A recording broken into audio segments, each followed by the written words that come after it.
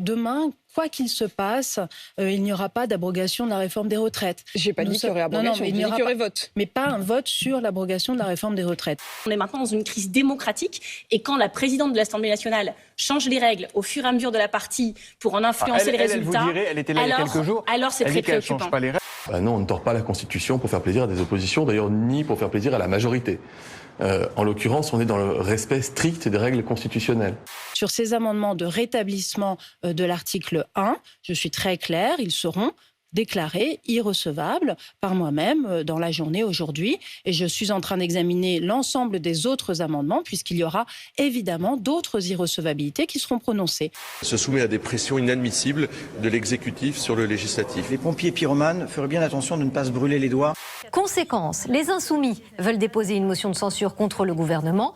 Yaoul Braun-Pivet a préféré le rôle de porte-flingue à celui de garante des institutions. C'est comme ça que vous considérez aujourd'hui la présidente de l'Assemblée nationale ? Oui, parce que je pense que, d'ailleurs, elle a hésité, elle a résisté à la pression, et puis à un moment donné, elle a cédé, et au moment où elle a cédé, elle a tout cédé. Très clairement, elle a failli, puisqu'elle a décidé d'obéir aux ordres qui étaient faits par le président et le gouvernement, et c'est contraire à ce que doit faire une présidente de l'Assemblée. Elle fait rentrer dans l'hémicycle la voix du président, alors même qu'en tant que présidente de l'Assemblée, elle devrait être garante des institutions. Et donc, oui, je lui en veux. Alors c'est un menhir justement d'une première génération. Ce menhir vieux de 7000 ans n'était pas seul. Il y en avait une quarantaine, tous répertoriés par les autorités. Aujourd'hui détruit pour laisser place à un magasin de bricolage. On a été reçus très très bien. J'ai été entendue, soutenue. Et je pense qu'elle va nous aider réellement.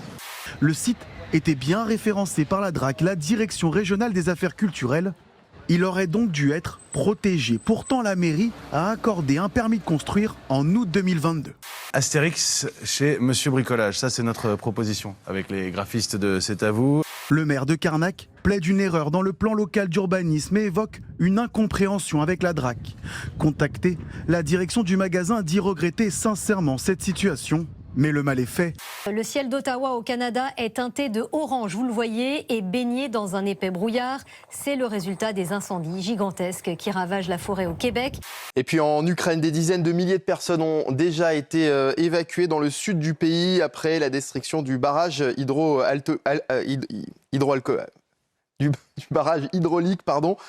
Poussés par les vents, ces fumées ont traversé des centaines de kilomètres et envahi le ciel de certaines grandes villes américaines comme New York. Ça vient des incendies qui ravagent le Canada. Hydroélectrique. Voilà. On va y arriver. C'est simple. C'est assez compliqué de vous dire que demain ça ira mieux. Nous avons environ 78 incendies en ce moment dans le Témiscamingue Abitibi. Nous arrivons à en combattre 12.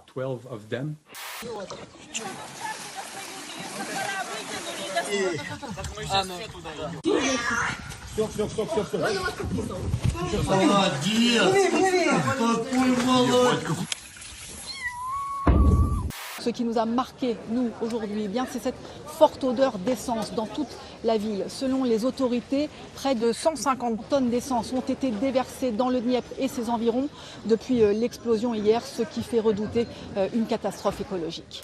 Et si Rose et Jack avaient eu une fin heureuse à l'issue de leur voyage sur le Titanic, leur famille aurait pu ressembler à ça. Une photo de Jérémy Pomeroy générée par l'intelligence artificielle.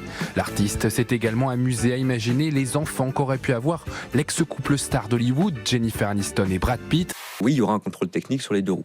Le Conseil d'État demande au gouvernement de prendre sa décision juridique, un arrêté, sous 2 mois, donc d'ici début août. Mais ensuite, la mise en œuvre prendra un peu plus de temps, sans doute pas avant la fin de l'année. Ou encore Selena Gomez et Justin Bieber. Il a même créé la famille fictive de John Fitzgerald Kennedy et Marilyn Monroe.